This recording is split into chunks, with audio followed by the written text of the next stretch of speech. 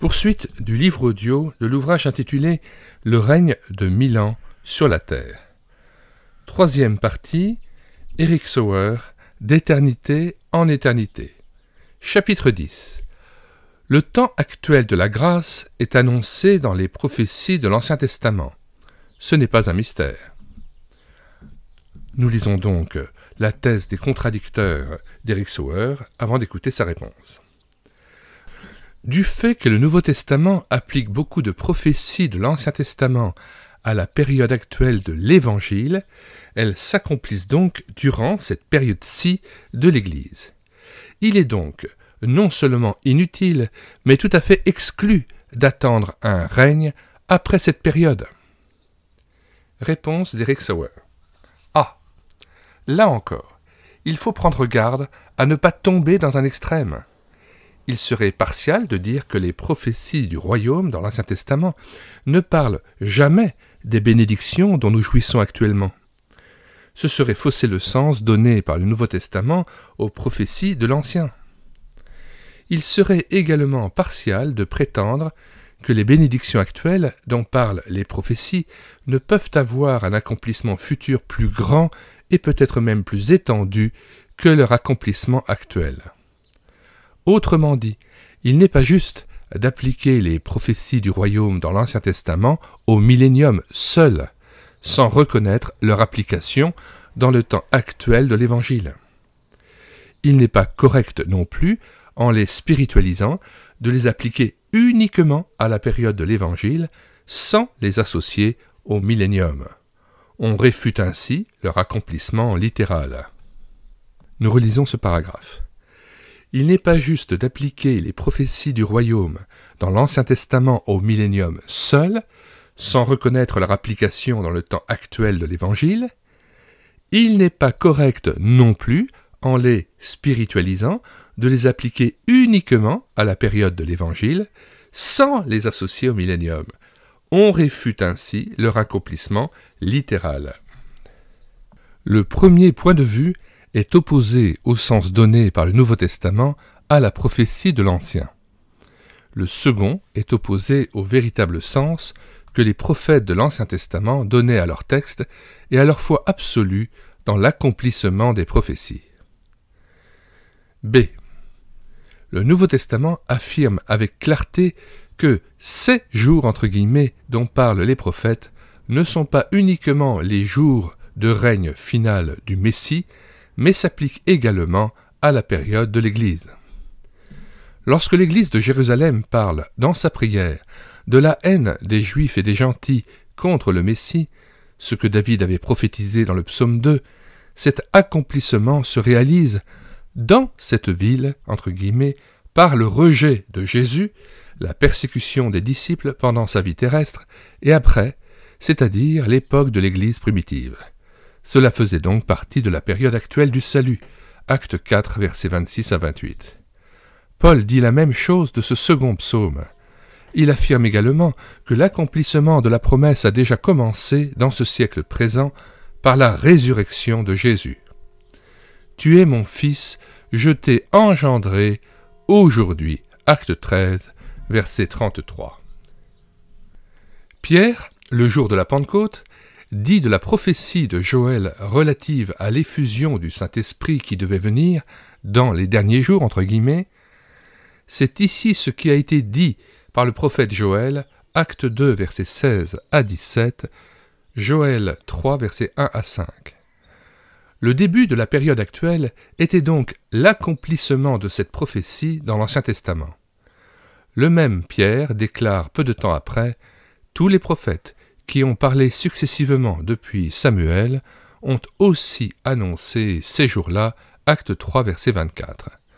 Ce n'est donc pas uniquement David, mais Samuel, ainsi que tous les prophètes après lui, qui ont annoncé ces jours, entre guillemets.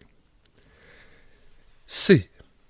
Paul, l'apôtre pionnier de notre ère, annonce l'évangile de Dieu qui, d'après lui, avait été promis auparavant de la part de Dieu par ses prophètes dans les Saintes Écritures, Romains 1, versets 1 à 2. À Antioche, il se sert d'une parole prophétique de l'Ancien Testament pour transmettre aux gentils le message adressé aux Juifs. Nous nous tournons vers les païens, car ainsi nous l'a ordonné le Seigneur. Je t'ai établi pour être la lumière des nations. Ésaïe 49, verset 6, Acte 13, versets 46-47. Grâce à sa prédication faite aux païens, il voit dans l'ère actuelle la réalisation d'une prophétie d'Ésaïe. Lui, le plus grand évangéliste du temps de l'Église, témoigne devant le roi Agrippa que son message ne s'écarte en rien de ce que les prophètes et Moïse ont déclaré devoir arriver. Acte 26, versets 22 à 23. C'est, basé sur une série de prophéties tirées de l'Ancien Testament et appliquées à la conversion des païens, que Paul enseigne aux chrétiens juifs et gentils le devoir de s'accueillir les uns les autres. Romains 15, versets 7 à 13. Parmi ces prophéties, il y a celle d'Ésaïe sur la future apparition du « rejeton d'Isaïe qui se lèvera pour régner sur les nations ».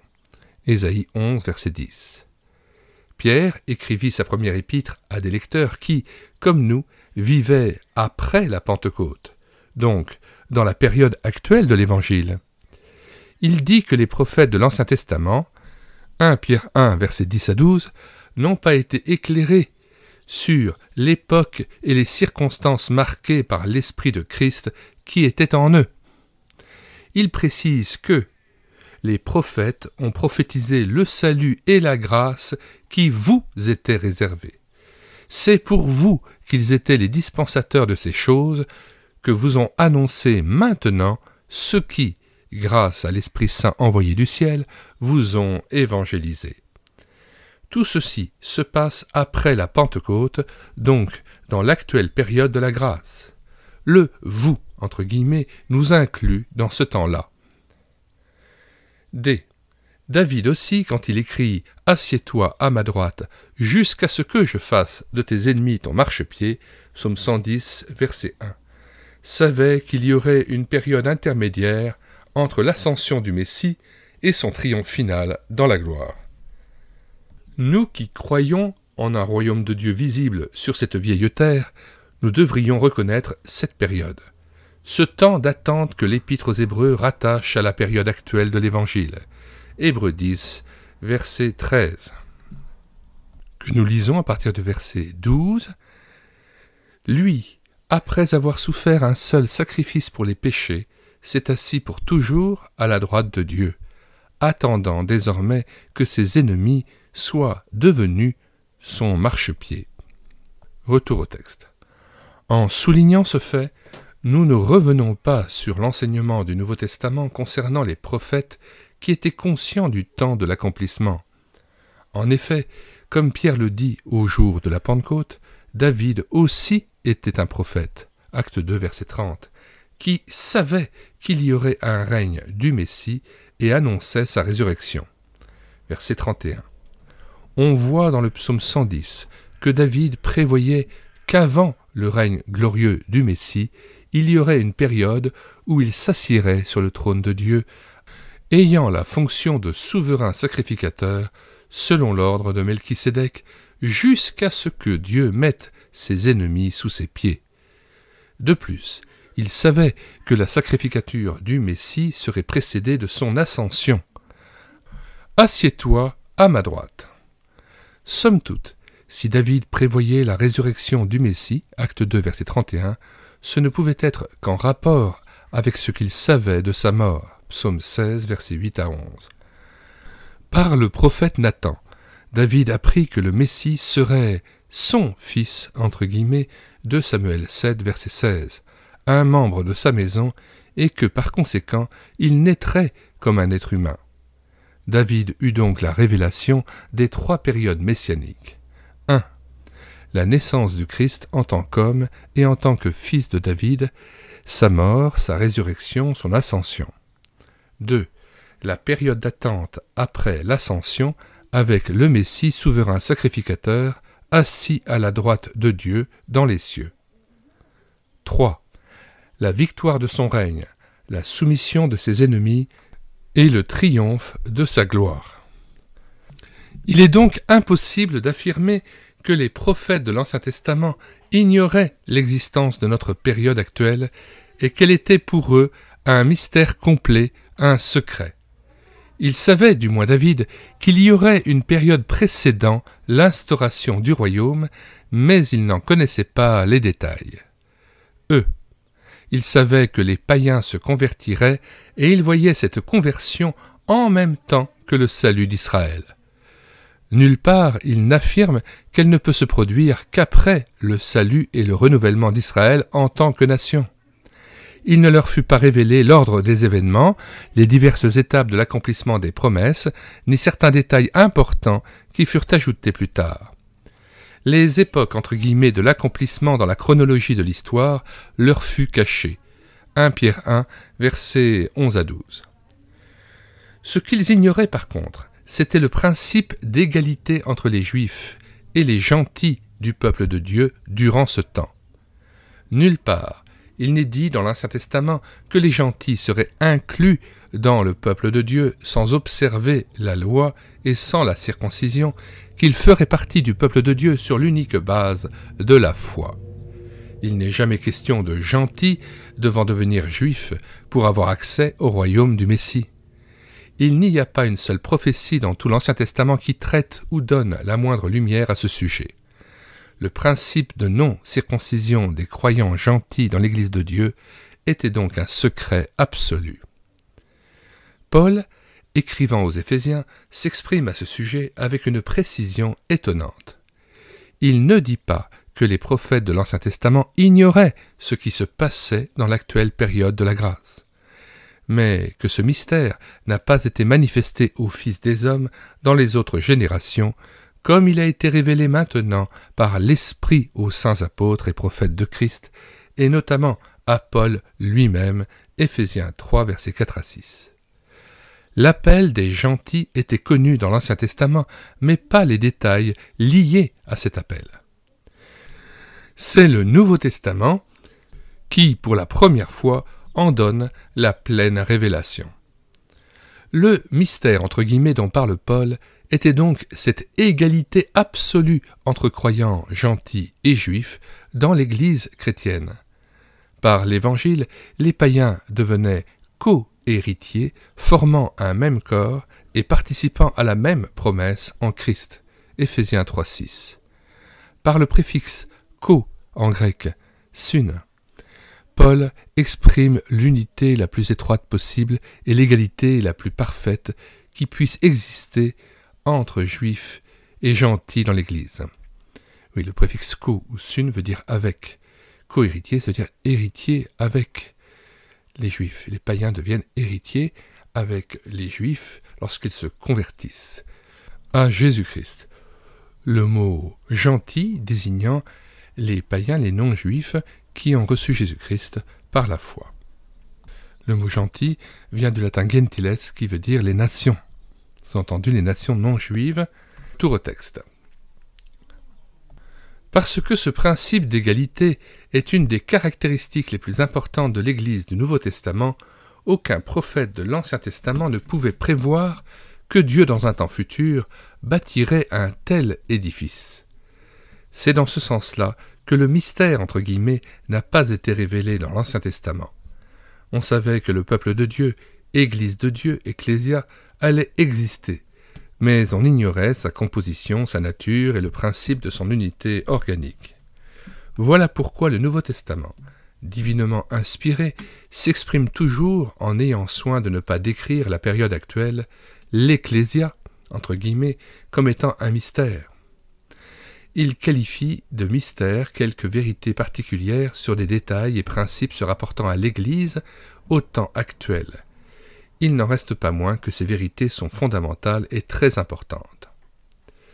Donc, l'Ecclésia veut dire l'Église. Le grand mystère dont il est question dans Éphésiens 5, 32 n'est pas l'Ecclésia en elle-même, mais la relation d'amour qui existe entre Christ et l'Ecclésia. Ce mystère est grand, je dis cela par rapport à Christ et à l'Ecclésia, c'est-à-dire à l'Église.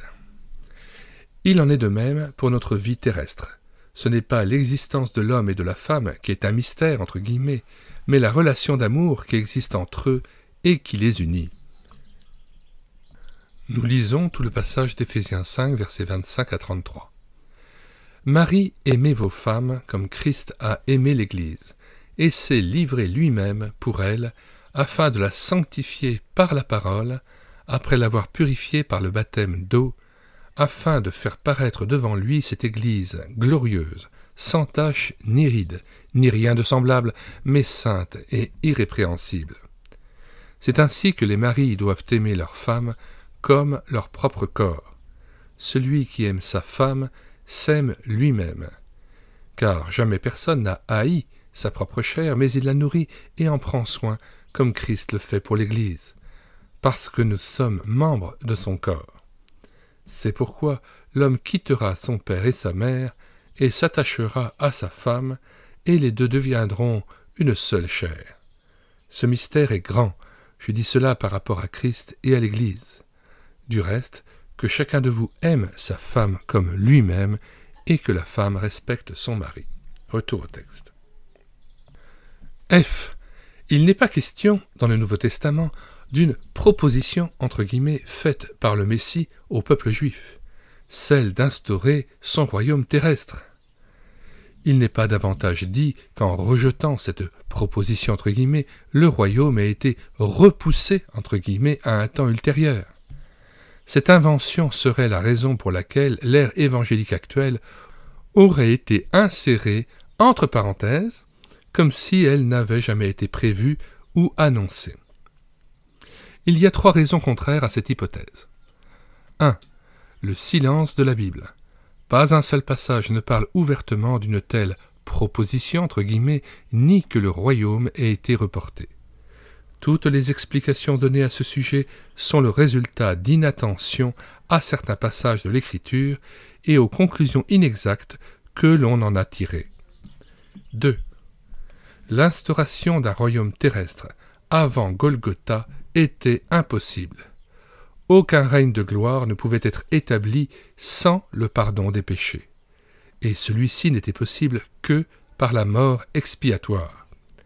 Cette proposition, entre guillemets, aurait donc été en flagrante contradiction avec le principe le plus important du plan rédempteur de Dieu. En venant dans ce monde, le premier objectif du Seigneur était la croix. Dès le début, son but fut de donner sa vie en rançon pour plusieurs. Matthieu 20, verset 28, Hébreux 10, versets 5 à 10. Nous lisons Matthieu 20, verset 28. « C'est ainsi que le Fils de l'homme est venu, non pour être servi, mais pour servir et donner sa vie comme la rançon de plusieurs. » Hébreux 10, 5 à 10. « C'est pourquoi Christ, entrant dans le monde, dit « Tu n'as voulu ni sacrifice ni offrande, mais tu m'as formé un corps. Tu n'as agréé ni holocauste ni sacrifice pour le péché. Alors j'ai dit, voici je viens. Dans le rouleau du livre, il est question de moi pour faire, ô Dieu, ta volonté. Après avoir dit d'abord, tu n'as voulu et tu n'as agréé ni sacrifice ni offrande, ni holocauste ni sacrifice pour le péché, ce qu'on offre selon la loi, il dit ensuite, voici je viens pour faire ta volonté. Il abolit ainsi la première chose pour établir la seconde. C'est en vertu de cette volonté que nous sommes sanctifiés par l'offrande du corps de Jésus-Christ, une fois pour toutes. Retour au texte. En premier, le rejet, la gloire ensuite. D'abord la couronne d'épines, puis la royale. Jean-Baptiste, qui préparait son chemin, disait « Voici l'agneau de Dieu qui ôte le péché du monde. » Jean 1, verset 29. Depuis le début, le but est resté le même. Passer par la croix pour avoir la couronne. Passer par la repentance pour avoir le salut. Ce n'est que par le pardon des péchés que l'on peut accéder à la gloire. L'inverse est impossible. 3. Si on observe l'exactitude des paroles annonçant le royaume, Jean-Baptiste et Jésus ont dit « Repentez-vous, car le royaume des cieux est proche. » Note 1. En grec engiken, temps passé composé au parfait, littéralement « car le royaume s'est approché ». Matthieu 3, versets 1 à 2 et Matthieu 4, verset 17. Reprenons la phrase à ses débuts.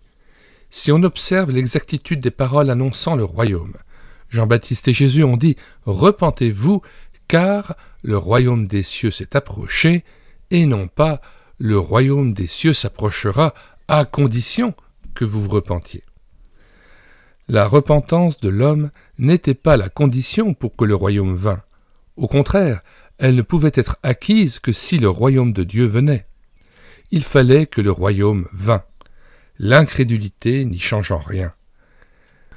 Mais, dans quelque ville que vous entriez et où l'on ne vous recevra pas, allez dans ces rues et dites « Nous secouons contre vous la poussière même de notre ville qui s'est attachée à nos pieds. Sachez cependant que le royaume de Dieu s'est approché. » Luc 10, versets 10 à 11. L'entrée dans ce royaume est déterminée pour chaque individu par la repentance.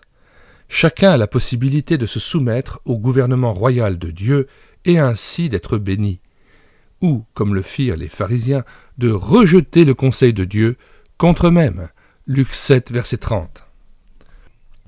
Ne nous hâtons pas toutefois d'en conclure que le royaume, entre guillemets, est identique au règne millénial. Le royaume de Dieu apparaîtra effectivement à la fin des temps et sa gloire sera visible. Mais il est en essence la demeure royale du Dieu qui sauve et qui règne. Il déploie son autorité dans le temps sous diverses dispensations et par des formes toujours nouvelles. Le terme « royaume de Dieu » comprend le règne millénial, mais il s'étend à beaucoup plus.